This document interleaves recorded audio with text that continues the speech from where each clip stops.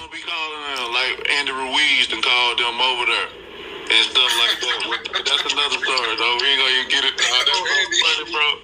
Yeah. I see Andy. I seen him. I said, look at Andy. I seen him over there on TV. I said, look, Andy made sure he got over here. They ain't lying. He called the man, and they felt sorry for him and shit. So they brought him on over and stuff. You ain't hear from me though.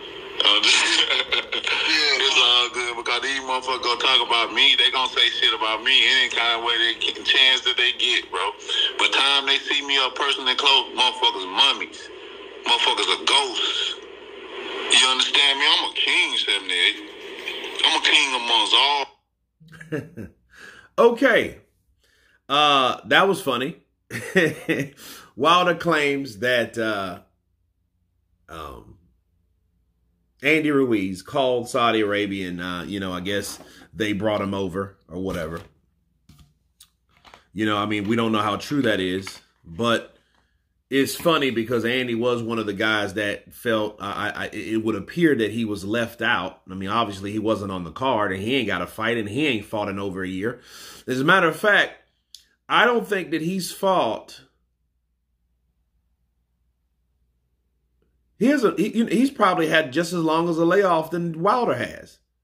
So yeah, his career is just reeking with inactivity as well. So, but for him saying that, he's just like, yeah, but he's saying Ruiz avoided him. He didn't want to see him, or he didn't have anything to say to him, and I don't know. I know, people interviewed Andy Ruiz. Andy Ruiz was there. He was one of the guest co-hosts there. They had, a few times before and after the fight.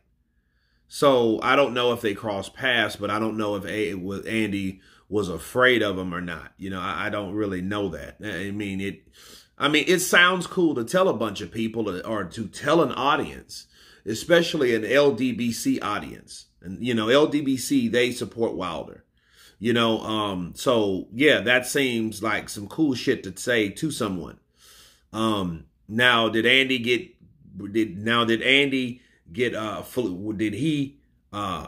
Saudi Arabia to fly him over? If he did that, I think that's pretty damn smart. You know what I mean? Because Andy kind of comes off as an El Cheapy. So if he did that, if he called over there, please, Your Excellency, can I get a flight? And you guys, I wanted to be on the card. I wanted the opportunity. If you look at my bio, I've been training hard. And they sent him over. I think that's a pretty good hustle, Andy. You know what I mean? Somebody else flew you to Saudi Arabia. Hell, I'd go to Saudi Arabia if somebody else paid for it too. So I'm not mad at that at all, but him saying, well, Andy's ducked him. I don't know how true that is. I don't know if he did, but I will say this about what Wilder said, it's contradicting for him to say, well, these people don't have the same energy when you see them face to face. Well, neither did you. Like Wilder, I think he's he's talking nicer in interviews about certain fighters than he did in the last couple weeks. But, I think he's comes off a little bitter now. You know what I mean? But, naturally, I can understand that. But, because he lost. But with Joshua, though, I wish you nothing but the best, and you know what I mean? But I still think you ducked me. I still think you ran. He could have said that. He waited. You know what I mean? Nothing he ever said matched what he could have said to him in his face versus what he said behind closed doors or when he left the presence of that particular fighter. You know what I'm saying? And it's crazy because it's almost like, it's like this. I want people's take on certain things. So I ask certain people. I ask my girlfriend, I say, hey, what does Joshua look like when he was listening to Wilder talk about him? And she looked and she said, he looks like Joshua. She said, well, Joshua looks like he's looking at him like he's thinking he's full of shit. You know what I mean? And I was like, oh, okay, well, yeah, that makes sense. But that's the same thing I was thinking. You know, like, well, hey, like if you hear someone say something and you say nothing, that's probably the tall tale sign that, man, this dude full of shit. I ain't gonna respond to that dude. And that's exactly what happened.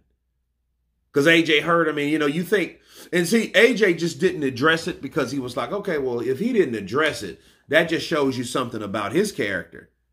Something that he's claiming he is, he really ain't. And I know he really ain't.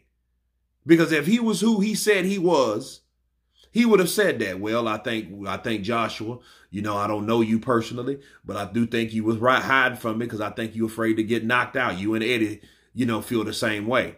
Even though he had a cheerleader in Jarrell Miller through this whole process, he could have said that. He could have spoke for himself.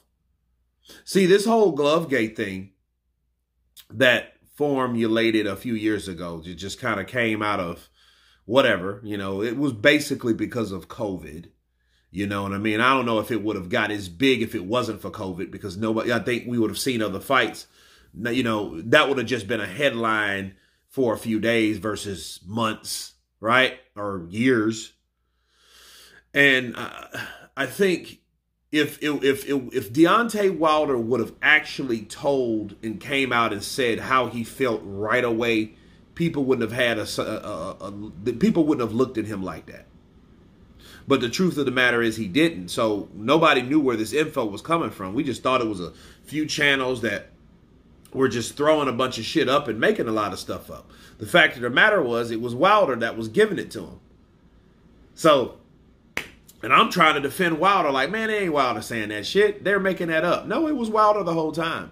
He just couldn't speak for himself, and that just goes back to, like, hey, man, you need to start speaking for yourself, especially when someone else says what you said. You have to at least confirm it. But anyway, you guys tell me what you think about Deontay Wilder claiming that Andy Ruiz ran from him in Saudi Arabia. Of course, please subscribe. And you guys been Counterpunch. Peace!